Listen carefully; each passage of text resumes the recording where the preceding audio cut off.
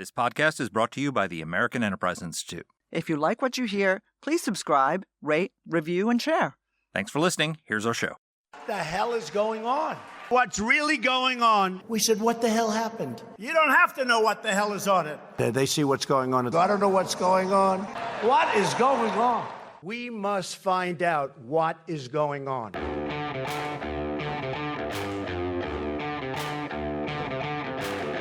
Hi, I'm Danielle Pletka. And I'm Mark Thiessen. Welcome to our podcast, What the Hell is Going On? I mean, really? What the hell is going on? It's the question of the week every week. We're talking about the economy. And the good news is, as our guest Michael Strain says, is the economy is in really, really, really good shape. Well, today. Yes. But no, I mean, let's start with the good news. Right? The economy is in good shape, and the American people seem to think it's in good shape because the polls show that if you look at the Harvard Caps Harris poll, I don't have it right in front of me right now, but the percentage of people who say the economy is on the right track has gone up significantly since the president's election, and the number of people saying it's on the wrong track has gone down dramatically since Biden left office. People are happy. The economy is humming along. And now the Trump administration is going to throw some bricks in the road that they will argue is for the long-term benefit of the United States. They're trying to make some structural changes, but it could potentially cause some economic stumbling, which could hurt Donald Trump politically. Yeah. Well, look, I mean, for me, the story is always a question of competence. And this is really, I just opened my email as you were talking, per usual, and the headline. Thanks, Danny. The headline. Watching cat videos while I'm talking. Exactly. That, what I said. And I see this email from Commentary Magazine, which generally speaking has really very much been positive about Donald Trump for obvious reasons. And the headline is, "It's going wrong." And I think that's the problem. It seems that the president's view of how to deal with others relates mostly to bullying. And as we were discussing just before we came on, part of the problem with bullying is if you want to be an effective bully, you probably need to follow through. And this imposing... So you're saying he shouldn't suspend the aluminum tariffs, and he shouldn't suspend the 25% tariffs. Is that what you're saying, Danny? No, it's not what I'm saying. I'm saying he shouldn't threaten something that he isn't going to do because he looks like a paper tiger. And I think that's something that would offend him. I don't get this. I'm on, I'm off, I'm on, I'm off stuff with him. It seems silly. Well, he would say he's negotiating. So there's two different things here that are affecting the economy that we're talking about with our guest, Michael Strain, our colleague from the American Enterprise Institute, and great explainer of all complicated things economic for all of us who are not economists. But economics is also common sense, right? There's the DOGE effort to root out the waste, fraud, and abuse and corruption in the federal government, which in some cases is throwing out the baby with the bathwater, but there's a lot of bathwater to be thrown out, and I'm generally in favor of the DOGE effort. Mike's complaint is that it might actually backfire by not succeeding. And then there's the tariff issue. And I think in the tariffs, I'm not a huge fan of tariffs. I certainly am not a huge fan of tariffs as an economic measure. I am a fan of tariffs as a matter of non-economic coercion. We got to clean up our border, and we need the Mexicans to do their part to go after the cartels and stop people from crossing our border. If you want to threaten tariffs on the Mexicans, it worked great in the first Trump term. It seems to be working again in the second Trump term. I'm all for that. A little less so with the tariffs on Canada, but I am in favor of the reciprocal tariffs. I think that one of the stats that we talk about, Kevin Hassett, our former colleague at AEI, who's now head of the National Economic Council, when Trump was announcing these reciprocal tariffs, he pointed out that we pay $370 billion a year in tariffs to other countries, and we only take in $50 billion in tariffs. Even if the $370 billion is maybe a little bit too exaggerated, I'd have to drill down on the figures some. That's a big imbalance. It seems like the world is, we're very concerned about Donald Trump tariffing the world, but it seems the world is tariffing us a lot more. And if Trump uses the threat of tariffs to get them to reduce their tariffs and have freer trade, then, I'm all for that. but I don't quite understand what he wants from Canada out of the 25% tariffs. I know. I'm not sure I understand it. I'm not sure the Canadian, as we discussed last week with Colin Duick. If you haven't listened to that podcast and you want to know everything that's wrong with Canada, go ahead and listen to that. But I don't think he thinks the Canadians know what Trump wants, and Colin doesn't seem to know what Trump wants, and so I don't know what Trump wants. Yeah. Look, I'm with you about that. But I think, the president seems capricious. I know how much he loves tariffs because he keeps saying he loves tariffs. It's mostly economic illiteracy on his part, but I get it. He's a guy who likes leverage. And you and I have talked about this in other contexts. And for him, the most effective direct tool of leverage is his ability, without interference from other branches of government, to impose tariffs. The problem is a couple of things. First of all, as you rightly say, not entirely clear what he wants, but also what goes around comes around. And that goes around comes around problem is a really serious one that I worry about a lot. Part of the problem with Donald Trump is that other people break norms. Other leaders, Barack Obama was a huge norm breaker, Joe Biden too. And whenever those norms are broken, Donald Trump is like, hey, I'm in 150%, right? Hold my beer. Right, exactly. And the problem is the other side learns from him. And what I worry about is that all of these rather capricious exercises of executive power that we saw first from Obama, then from Trump, then from Biden, and now again from Trump, are going to be a death spiral in the United States, and that we're going to see this come back much harder to bite us, and that our economic rivals and our enemies, the Chinese and others, are going to use the opportunities that are given to them to do bad things to us. That's what I worry about. Well, I guess that's a fair worry. I'm not terribly worried about the Canadians. No, fair. Okay. If we get into a trade war with Canada, I think there's no way Canada wins, and I think they're going to have to cry uncle, and so give Trump what they want, because it's, as Justin Trudeau apparently told Trump when he went to visit him in Mar-a-Lago, if you impose these tariffs, our economy will collapse. So they're not going to let their economy collapse. So they're going to give Trump whatever the hell he wants, and I think he knows that. We just need to figure out what it is the hell he wants. Sure. But I have limited sympathy for Canada, considering the fact that they're so proud of their maple leaf and all the rest of it, but they're only spending 1.3% of GDP on defense. So if I was tariffing Canada, that's one of the things I would say, is build an Arctic fleet and increase your defense spending to 3.5%, and then I'll take the tariffs off. But I have different priorities. Most of these countries seem to not want the tariffs, so I think they don't want to get into a tariff war with the United States because we have more leverage than they do. So again, it depends on what he's trying to achieve with the tariffs. If he's using them as a tool of economic leverage, then good. And I think what I was going to say before is that he talks about his love of tariffs. And, tariffs, the most beautiful word in the English language. Well, maybe after love and God, the third most beautiful word in the English language. And we're going to get all this revenue from tariffs and all the rest of that. I'm not 100% sure whether that's not an act.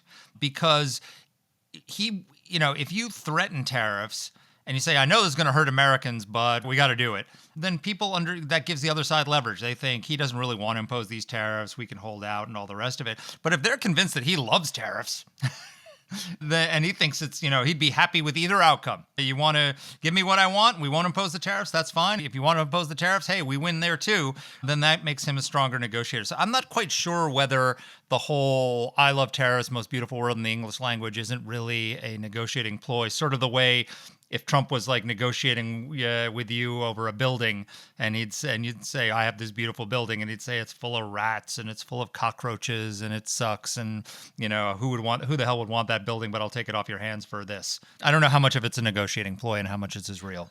Yeah, well, it gets a little old if it's his only shtick. That's all I can say. So you already said Mike Strain's joining us. Mike is a good friend to the podcast and to both of us. He's the Director of Economic Policy Studies and the Arthur F. Burns Scholar in Political Economy at the American Enterprise Institute. He's also a professor of practice at the McCourt School of Public Policy at Georgetown University, a research fellow with the IZA Institute of Labor Economics, a research affiliate with the Institute for Research on Poverty at the University. Strange, dude. you need to like hold down one job. I could keep going here.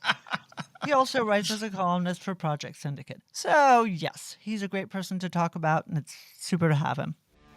Here's our interview. Mike, welcome back to the podcast. Well, thank you for having me. It's wonderful to be here. Thank you for agreeing to come on. We need you to explain to us what the hell is going on? is going on with the economy, the tariffs, the state of emergency on electricity, the stock market and the crapper, and all of my retirement apparently gone. Help. And because Danny is old, she needs that. Danny is 29 years old and has been for the decade plus that I've known her. I'm going to disappoint you because I don't know what the hell is going on. I mean, maybe start with the economy. The economy is in very good shape. The fundamentals of the economy are very strong. We have a very healthy, tight labor market. We have households that are earning lots of income, households that are spending that income. The data that have come in, the hard data on actual economic activity, show that things are looking really good. We just this morning, we're recording this podcast. I find it's helpful to say that when we're recording it because we seem to have a Things month of history every day. So, it's Tuesday, March 11th. And we just got data about the labor market in January this morning. And in January, there were not elevated layoffs. We get data on people filing for unemployment insurance benefits every week. And those data don't show any real uptick in unemployment insurance benefit claims. The last round of labor market data on employment and unemployment showed that the labor market remains strong. Wage growth remains strong. So, all the kind of hard indicators of how the economy is doing in the first quarter, with a few exceptions, but in my judgment, the balance of the data for the first quarter of 2025 shows an economy in really, really good shape. So it's a good time to start a trade war. And this is the issue. So when you going in with strength, when you don't look at hard data and when you look instead at how households and businesses are feeling about the economy and how they're feeling about the coming months, they're pretty gloomy. And households are pretty gloomy about the economic outlook. Businesses are almost surely really pulling back on investment spending and pulling back on expansion plans. Quite likely they're going to pull back on hiring plans. You're starting to see more and more anecdotes. The airlines came out today and said that reservations for future business travel are way down. And so this is, I think Mark's joke really captures the situation. You've got this really, terrific economy and an economy where the outlook was strong when President Trump took office, as investors and businesses tried to forecast what he was going to do with economic policy. People were feeling really good. So in an economy that is in great shape, an economy that people are feeling really good about, throw a trade war into that, throw the, kind of haphazard, chaotic nature of some of the Doge cuts, some of the Doge activities, the Elon Musk stuff into that, and people are feeling bad. We don't have any direct evidence yet that the bad feeling is translating into people cutting back on spending, but that's surely going to happen. And so the question now is just, how much weakness is the economy going to suffer from? And how long do we live in a world where President Trump is engaging in this level of erraticness with policy? So, Mike, I want to talk about the details of the decisions on tariff, the on again, the off again, the electricity, the steel, and all of that. But I want to ask you a question to help frame some of these things. Is any of this activity justified? This, I think, is sort of, we're all talking about, oh, he's screwing it up. Everything was so great. And now Donald Trump is ruining it. But there are other countries with non-tariff barriers on the United States. There are countries that do have their own sorts of tariffs on the United States. Is this crazy? I think what we're seeing is a mix of kind of crazy and poor execution. And so, take the Doge stuff. It is laudable, admirable to attempt to reduce the scope of government activity. It is, obviously laudable and admirable to try and, reduce government spending, waste, fraud, abuse, to try to increase the efficiency of government programs. These are goals that I share and that, I know the three of us have held for a very long time. I think the execution leaves a lot to be desired. I don't think the activities of Mr. Musk and his colleagues are going to actually, work. I mean, we're not going to see big reductions in the size and scope of the government as a consequence of what they're doing. And in the meantime, I think they're spooking enough people that we really could see an impact from Doge on consumer spending, in that it will slow consumer spending. We could see that weaken the overall outlook for the economy. On the trade issue, it is just so hard to assess because it is completely unclear what the goals are.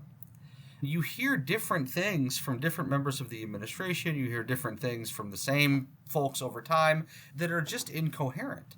And so, one purported goal is to increase government revenue from tariffs. You bring in a bunch of money by increasing tariff rates, and that can finance additional income tax cuts. Another rationale is to stop the supposed inflow of fentanyl from Canada. Another rationale is to stop inflows of illegal immigration. Another rationale is to revive domestic manufacturing. Another rationale is to get better deals from other countries in terms of actual trade agreements. Another rationale is to reduce the trade deficit, to start having balanced trade bilaterally or even trade surpluses. And so, how do you know if this is working or not? Many of these goals are at cross purposes. And so if the goal is to generate all this revenue and kind of bring back a President McKinley era economy, that goal is inconsistent with the goal of stopping fentanyl. Because presumably you put the tariffs on, the tariffs are going to be effective, the fentanyl stops, and then the tariffs go away. And this is not a permanent source of revenue. You hear a lot about reciprocal trade. And so if the goal is to really jack up tariff rates in an effort to get other countries to reduce their tariff rates, and if we're going to follow a reciprocal policy where, we reduce our rates when other countries reduce theirs, that goal is inconsistent with the goal of moving a whole bunch of economic activity back to the United States. And so it's very hard to know what the actual rationale is. But I think we can say with a very high degree of confidence that there is no reasonable justification for what President Trump is doing with Canada.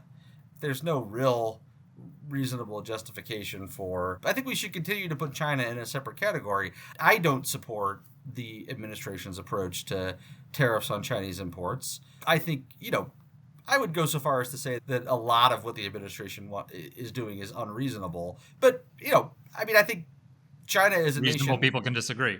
Yeah, I think there's a reasonable people can disagree element to what's happening with China. But, Canada, Europe, Mexico, it's just much harder to justify that based on any of the, many rationales that you see advanced by the president and others in the administration.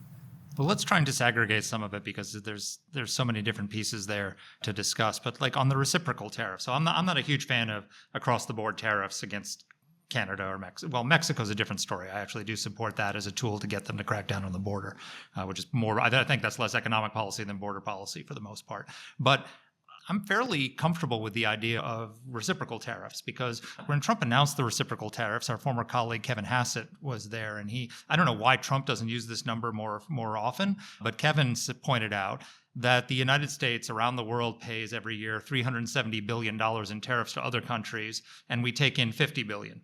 That would strike me to be as problematic because what it means is the world is tariffing us much more than we are tariffing them. And so there's two ways to address that. If you put a reciprocal tariff on, then we put a tariff on them and they pay the tariff and we get more revenue, or they take down their tariff and we have freer trade. It's sort of either one of those seems to be better than the existing situation, which is that our products are getting tariffed at a much higher rate than the products coming into the United States. Why, is there something wrong with reciprocal tariffs? Yes, there are. I think there are many things wrong with them. Let me try to draw an analogy. So, imagine that we had a trading relationship with a nation overseas, and that nation has a very rocky coastline, and it's difficult to unload cargo from ships, and it's costly. That's a trade barrier. And, some of those costs are going to be borne by American exporters. We're going to export less to that nation because it's just physically difficult and therefore costly to get the cargo off the ship.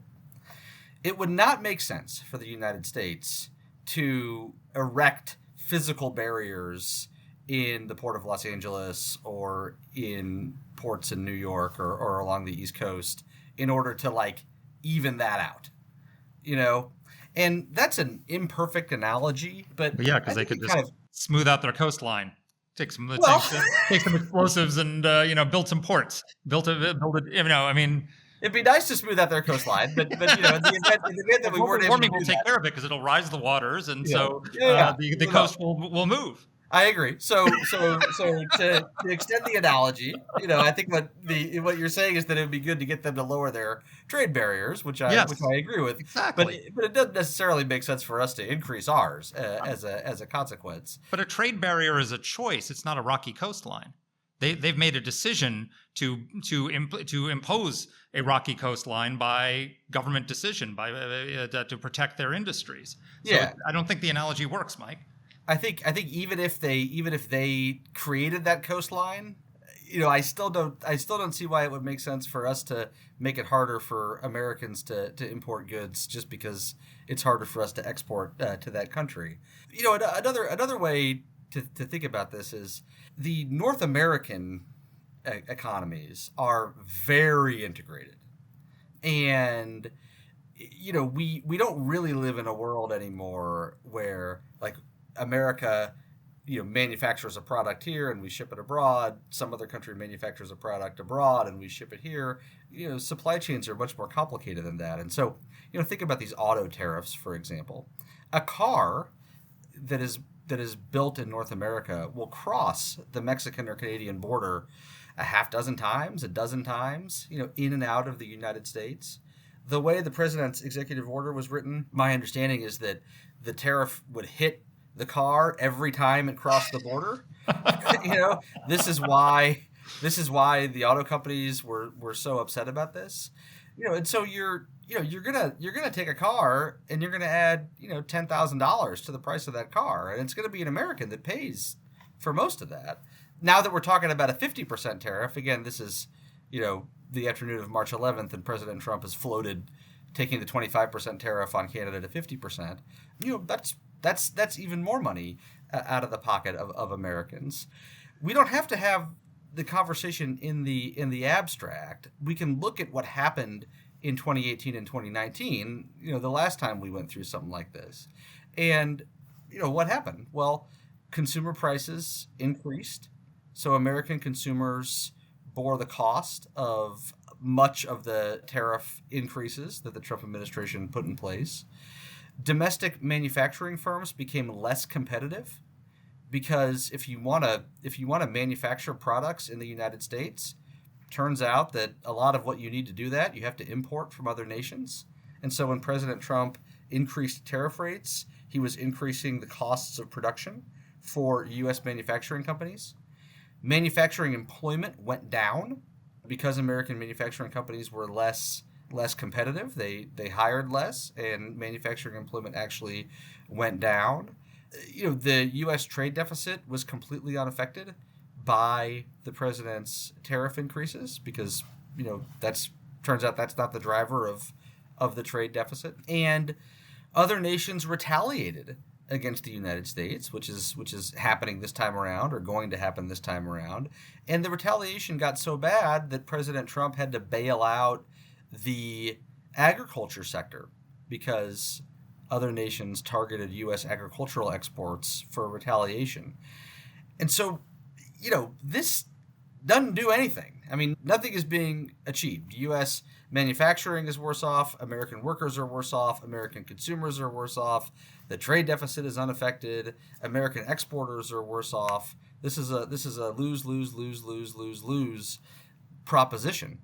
And the reason for that is because the world just doesn't work the way that the White House thinks it does, and these policies just aren't going to have the effects that the White House seems to think they're going to have. And that's I think not going to change. Now, if the goal is not economic, right? So if the goal is to put high tariffs on Mexican imports, to try and encourage the Mexican government to crack down on illegal immigration, I mean, that could work. I don't quite know how you would try to forecast the likelihood of success there, but that's not crazy by any means. But the right way to think about this then is that the American people are going to bear an economic cost in order to achieve the goal of reductions in illegal immigrants from Mexico. It's not the case that the American people get all these great benefits from a trade war, and in addition, we get fewer illegal immigrants. So are you comfortable with the United States paying $370 billion in tariffs to other countries and only taking in $50 billion? And if not, how would you fix it other than reciprocal tariffs? I would like to see freer trade across the board. I think that conversation deserves some nuance. There are national security issues, obviously, with trading with China and trading with some other nations for certain products and certain services. And so I don't think you want to have a world where there are like literally no trade barriers. I think you do want to have some, but kind of apart from special circumstances like that, I would like to see the U.S. reduce its trade barriers. I would like to see other nations reduce their trade barriers, and that was the direction of travel in the United States and around the world for decades. I'm not totally sure of the numbers, Mark, that you're citing. I think some members of the administration have been including European sales taxes and calling that a trade barrier. And that's Isn't it? No, it's not. No? No. Like a bat isn't a backdoor tariff? No, it's not. But this is an argument that you're hearing from senior members of the administration, and it's just economic nonsense. The VAT applies to goods that are produced and sold in those European countries. It applies to goods that are sold in those countries that are produced in the United States, and it's applied evenly, and so it's the same rate. And so, international law does not recognize that as a trade barrier. And in fact, international law explicitly recognizes it as not a trade barrier. The World Trade Organization, does not consider those trade barriers. It's a sales tax. And, Right. Yeah. And sales taxes. I mean, you can make an argument that VATs are distortions to the market. What you cannot make the argument about is that they are somehow unequally applied, right? Yeah. You buy a Peugeot and you buy a Ford in France, and you are going to pay the same sales tax. Where you can, I think, really make that argument is where European governments and others pay subsidies to these national champions, and that, I think, if the problem for us is not that we want the Europeans to stop having national champions. The problem for us is Donald Trump wants to have national champions. Let me tell you, I don't want Ford Motor Company to be my national champion. Those cars suck. Anyway, but that's enough of my editorial comment. Let me ask you a little bit about this argument that the administration is making, which I think is it's somewhat incoherent, but I don't think it's politically stupid. Well, I don't think it's stupid in the long term. It may hurt them a lot in the short term. Basically, what people like Kevin and Scott Bessant and others have said is, look, America's economy is completely distorted. Okay. Everybody is paying very high taxes, and government is sucking up vast quantities of money from American taxpayers, and government is growing inexorably and engaging in BS, basically. And this is sort of the Musk element of this. And I think a lot of people feel like the government is spending money very much out of turn and that someone needs to take that in hand.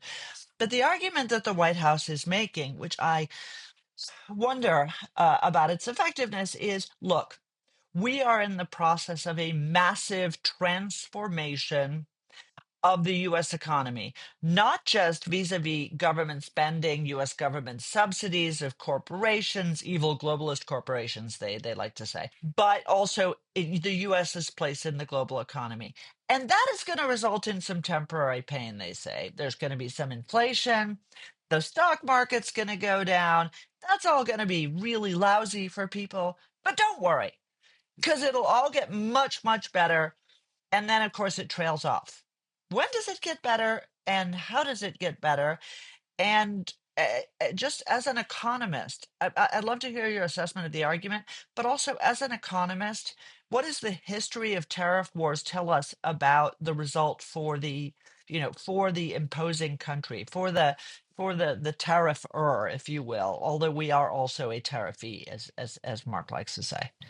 Yeah, so I agree with you that it's kind of incoherent, and the Treasury Secretary argued that I think he was arguing that financial markets were reacting to a detox. It was the word he used, detox, because we had gotten so hooked on government spending that we were kind of detoxing, getting rid of our addiction to government spending, and we were gonna come out the other side better off, and obviously less addicted. Shangri-La, I think, is the word you're looking Yeah. for. We were going to come out the other side, and it was going to be Shangri-La. And it was going to be Shangri-La. The problem with that argument, of course, is that there has not been a reduction in government spending, and so like the entire metaphor just completely falls apart. It's like if you were addicted to heroin and you were like convulsing on the floor, but you had kept taking heroin, and saying that you were detoxing. Obviously you're not, because you're still using heroin, that you're reacting to something else. And so, that was just a very strange thing, to say. I mean, if the government had, slashed spending in the month of February, or was slashing spending in the month of March, then maybe that would make sense. But nothing like that at all is happening, either in terms of the amount of money that goes out the door from the federal government, or in terms of the number of people who work for the federal government. There's just not a lot of cutting has happened. President Trump surprised me, frankly, on Sunday in the other comments that you're referring to. He was asked about financial markets. He was asked about the outlook for a recession. And, he said that his job was to create a strong nation, and that you can't really judge that on a quarter-to-quarter basis, and that China has a 100-year time horizon, and that, the globalist corporations have been, destroying America, and he's trying to, stop that and build something better. That is not the way that I remember President Trump ever talking. And it spooked me on Sunday, and I think it spooked markets yesterday, on Monday as well. President Trump has always talked about his policies as strengthening the country. We're going to do these things because they're going to make Americans' incomes go up. They're going to make America a richer, more prosperous nation, and that's going to happen in like a normal time horizon. America's going to become a more prosperous nation this year, not 50 years from now or 80 years from now or something like that. But Mike, can I interrupt you? I'm not too impressed, as you can tell from my tone, with this whole Destroy Danny's 401k project. But because, as Mark rightly says, I, like Not to many withdraw. Americans, I should add, am old. But I will say, look, I think there's a compelling argument to be made. The government is too big. The taxes are too high, that it stifles growth, that there are all sorts of distortions to the market that are created by all sorts of trading arrangements, and blah, blah, blah, blah, blah. I think there are elements of this that are very persuasive. And is it entirely fair to say to Donald Trump, less than 60 days in, Well, you haven't even reduced government spending. I mean, you haven't done anything. I mean, I guess he would counter, well, we're trying to do that. We're headed in that direction. But first, we got to, in order to make this omelet, we got to break the eggs. So, I know you don't object to less government spending. Is the argument that you're just not quite sure how the road we're on takes us there? Well, I think that, but also, I interpreted Secretary Besson as saying that the market was reacting to spending cuts that had already happened. And so I interpreted him as being guilty of severely exaggerating what Doge has done. I did not interpret him as indicating that markets were tanking because they were expecting cuts to come in the future. Even if that is what he meant, the huge flaw in President Trump's plans for reducing the size of government is that he is adamant about not reducing future spending on Medicare and Social Security.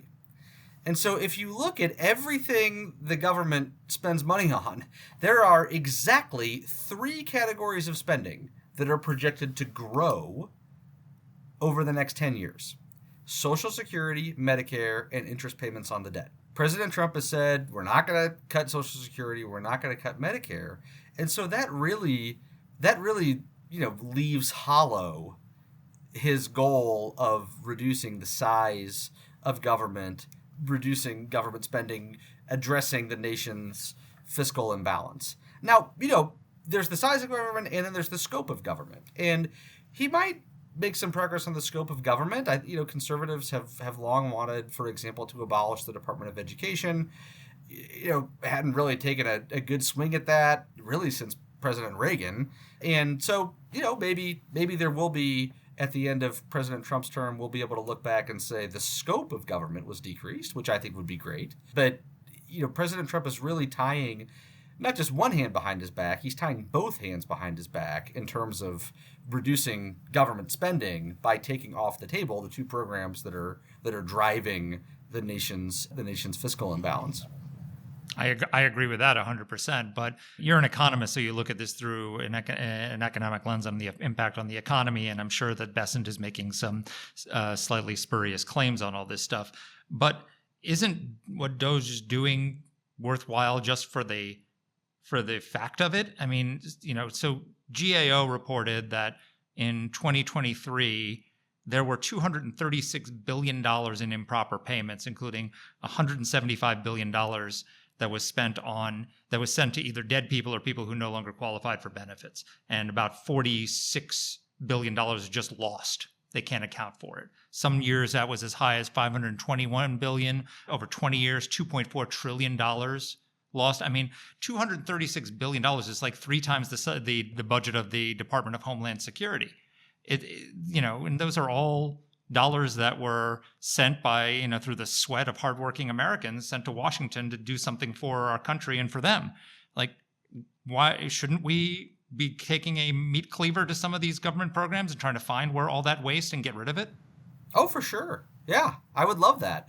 My concern is that the chaotic nature of how Doge is approaching this task, and really, I think we can say it's been long enough. We can say the lack of competence and the lack of expertise, and really, the lack of seriousness with which they are attempting to pursue that goal, I suspect is going to lead them to fail.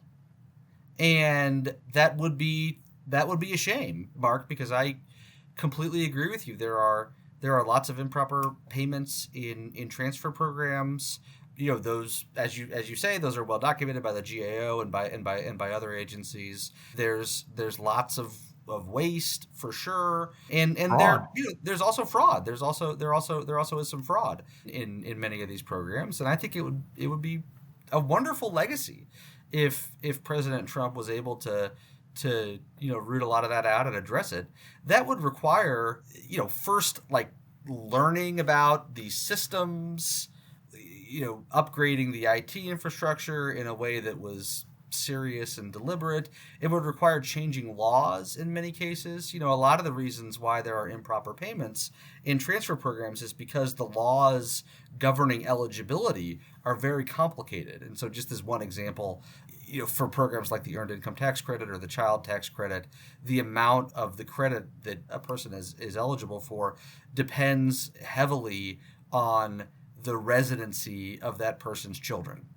And if you have a situation where, you've got a mom and a dad and the parents are divorced or the parents never married and they're living separately and the kid kind of shuttles back and forth between mom and dad or between mom and grandma or whatever the situation may be, there are complicated rules about how much EITC payment or how much child tax credit payment that individual qualifies for based on how many nights a year that kid sleeps under the roof. And, that can be wrong. I mean, that can be mismeasured or poorly remembered or things of this nature. And so, I think one of the really important tools to root out some of these improper payments is to change the law to make the program simpler. And, that would require like a serious effort to engage Congress and do something. And what Mr. Musk and his colleagues are doing is just not anything like that at all. I mean, they're, banging around and breaking stuff and firing people and rehiring people, and judges are telling them that what they're doing is not legal and they're having to roll everything back. And, President Trump is now telling them to focus on making the websites more attractive. And, I'm worried that this is going to be not just a lost opportunity, but I'm worried that this is going to be such a kind of catastrophe that it sets back the effort to reform and modernize government and to tackle the kinds of improper payments and waste and fraud that you and I are both concerned about. Well, that's a fair concern, but here's the counter argument. So I'll get an analogy, right? So for decades, NATO allies were not meeting their 2% commitment to the alliance, right? And I was in the Bush administration and I wrote speeches for George W. Bush saying you have to meet your 2% commitment. And then Barack Obama came in and said you got to meet your 2% commitment. And it was only until Trump went in and started, basically saying we won't defend you if you don't spend your 2% that they started spending. If you look at all this waste, fraud, and abuse in the government, and some of the things they've uncovered is really horrific.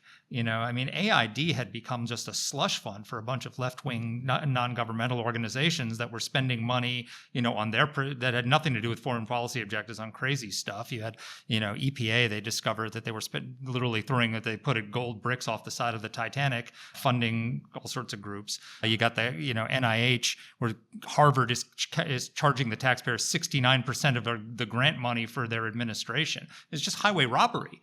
And, this may be imprecise. They may be taking a meat cleaver where a scalpel would do, but the answer to the response to that is, well, where were all these, people with their scalpels, in the last 4, 5, 6 administrations when we were getting fleeced? And that maybe you do need a meat cleaver to try and do this and, go to the courts, and some will get pushed back, but others won't. And, we'll see what we can accomplish. Why not throw a little chaos at the problem? Well, I hope you're right, and you're certainly right about effectiveness of President Trump's approach on getting our allies to increase their defense spending. And there's a chance that I'll be wrong about the ultimate effectiveness of DOGE. I'm just pretty disappointed in, again, the kind of competence and seriousness of the effort so far. I don't think they've actually accomplished anything. Certainly like relative to the amount of money that the government spends, even if you take Social Security and Medicare and set them aside, relative to the amount of money we spend on other programs, this is just all kind of small potato stuff. But hopefully I'm wrong about that. So, I hope you're wrong about it too, but I happen to agree with you, as Mark knows. But I'll say this: so for me, and I'm going to end up saying this 9,000 times over the course of the Trump presidency. You know, I am much less concerned with the what. In fact, I tend to like the what of the intentions of Trump policies, especially domestically. I think this tariff stuff is absolutely insane. But I get, and I agree with his intentions on some of the domestic issues. The problem is the how. And, it is and we've said it too many times. The chainsaw is not the right visual for this. And John Thune, the Senate Majority Leader, said, look, these are people's jobs. These people are people, and treating them as if they are, chattel is probably not quite the right vibe. But my biggest concern is none of this is being done in law. My biggest concern is all that money that's being clawed back from these people. And I think Mark is totally right. Money is being misspent. I think AID is a drop in the bucket. My guess is the VA, the Social Security Administration, and all of these others actually misspend much, much more. It's just that AID goes to foreigners. So, of course, it's easier to rail about. Nonetheless, none of this is in law. None of these bills have been introduced.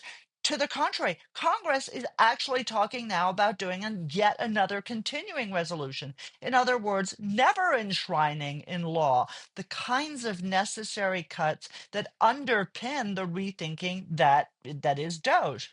Is that true with other stuff as well? So, is that true? Is basically everything just executive orders and seat of the pants? Is that what we expect now? A two-branch government? The judiciary and the White House, the executive? Well, it's certainly been true so far. And, President Trump, I think, has a lot of authority over trade policy that Congress has given him. And so he can, he doesn't need Congress for a lot of what he wants to do in that domain. But, one of the president's top goals is extending the expiring provisions of his 2017 tax law. Those provisions expire at the end of this year. He has another goal of additional tax cuts on certain types of income that he wants to push through. He wants to increase spending on immigration-related policies, increase spending on energy-related policies, and those goals are going to require Congress. And Congress is making some progress on advancing legislation to achieve those goals. But, there again, it's March 11th, and they are, I think, a lot further behind than they would like to be. Well, I think on legislation, there's two different things, because there's the budget resolution and doing it through reconciliation, which you can do with only Republican votes, and you can certainly do the tax cuts. And I continue to rant about this, but I don't understand why, if you've got two chances at a reconciliation bill, why don't you just pass a bill extending the Trump tax cuts permanently in 2017 and then go back and do the tax reform later? But then with the Doge stuff, you need Democrats to agree to these spending cuts if you want to do it legislatively. And based on the reaction of the State of the Union, I don't think there's a snowball's chance in hell that you're going to get a lot of Democrats to go along with Doge. So, I think my suspicion is that what Trump is trying to do with some of these unilateral cuts is he wants to set up a Supreme Court fight over rescission authority and revisit the rescission authority. And he thinks that he could get a better outcome than Nixon got when he lost presidential rescission authority. Do you think that should the president have that kind of rescission authority? Should there be an effective line item veto that existed until the Nixon administration? And do you think is that a valid strategy? And do you think he has a chance of getting that from this court? Well, I don't think so. My recollection is that the court in the Nixon era ruled 9-0 that the president does not have that authority under the Constitution. I am not a constitutional lawyer, so I can't really speak to the kind of technical legal issues. But I think I do have a view about the kind of spirit of the Constitution as it applies to this situation. And I think the Constitution is pretty clear that Congress is supposed to appropriate funds and the president's supposed to execute the law. And in many cases, arguably in too many cases, the law is that money be spent. And so, if the president were to just kind of unilaterally decide not to spend money that is required to be spent by a law, then I think that would be an offense to our constitutional system. Do I think it will? So first of all, do I think you're right that they seem to be trying to set up a court case over this? I think the answer seems to me to be yes. Do I think they're gonna win? 9-0 is a pretty strong ruling, and my sense from talking to folks who really watch the Supreme Court quite closely is that people don't think the administration will win this fight. Maybe the vote wouldn't be 9-0, but people think that the administration is not gonna win a challenge over impoundment, and that seems to me to be the right view. Well, I think one thing we agree on is there's a lot of chaos. And so we'll see if anything And good comes chaos out is of that bad day. for confidence. And chaos is bad for confidence. I mean, that's, I mean, I think, you do have to break some eggs when you want to make real changes. The problem is, are you just breaking eggs at a certain point because you believe that breaking eggs is the most amazing thing in the world? That's how I feel about all the tariff stuff. Yeah, I think there can be some good that comes out of the chaos and some bad that comes out of the chaos, and I think we're going to have to wait and see which it is and how much of each. I'm willing to put some money on this, Mark Thiessen. I'm Are willing to you? bet that we're going to see some real chaos coming out of this tariff stuff and that Donald Trump is going to end up backing down. But we shall see. What do you think, Strain? Yeah, I agree. I mean, look, I think the laws of political gravity still hold, and I think the president thinks that these tariffs are going to create good outcomes, and I just don't think that's the case. And as the bad outcomes pile up and as the severity of badness increases, the president's approval rating is going to go down. As his approval rating goes down, Republicans in the Senate and the House, Republican governors and business leaders are going to feel more and more comfortable publicly criticizing him. And he provided that he cares about winning the midterm elections, he's gonna have to cool it with some of this damaging stuff. Well, I will posit to you, Mike, that I'm looking now at the new Harvard Caps Harris poll, and the number of people who say that the economy is on the wrong track has gone down from 59% under Biden at the start of January to 51% today. The number who say it's on the right track has gone from 28 to 38%. And people who say the economy is strong today, it's 53%, say not strong, 47%. So it's about half and half, which is much better than the 40-59 it was in January under Biden. So maybe it's after some of the impact of the tariffs. Maybe some of the impact of the tariffs come in. We'll see if that holds or not. But right now, it's moving in the right direction in terms of public confidence. I have a guess too. Strain, thank you for talking to us. Thank you as always for your lucid explications. Thank you for taking my side against Mark Thiessen, as is always the right thing to do. And we'll see you soon. I'm happy to side with you anytime. Thank you. So Danny, what did you think? Look, I agree with Mike.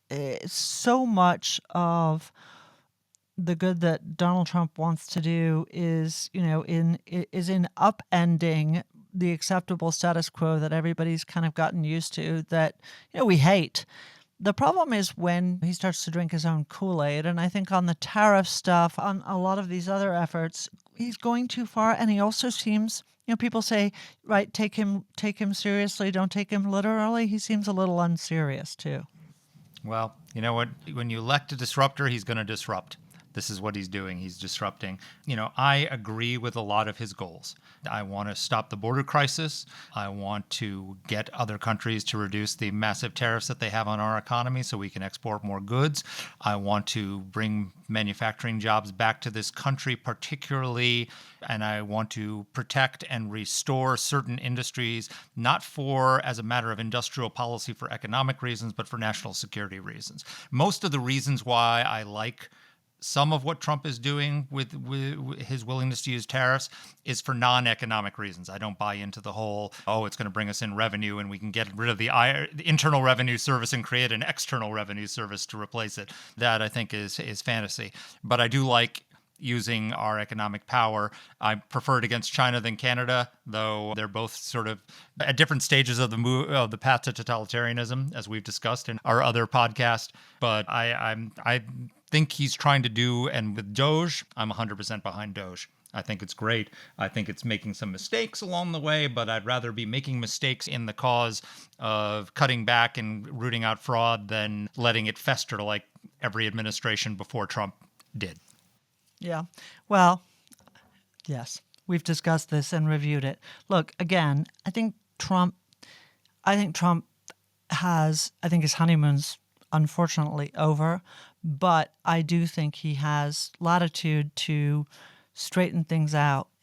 I worry about, who he listens to. I worry about his economic advisors for sure. He can straighten this out. He can stop leaping from tariff threat to tariff threat and actually tell, as you say, the Canadians what the hell he wants. He doesn't have a long time to do that, but he can steady the ship. I just hope there's somebody around him who says, hey, there's too much wobbling going on right now. Stop standing up in the boat. Sit down in the boat.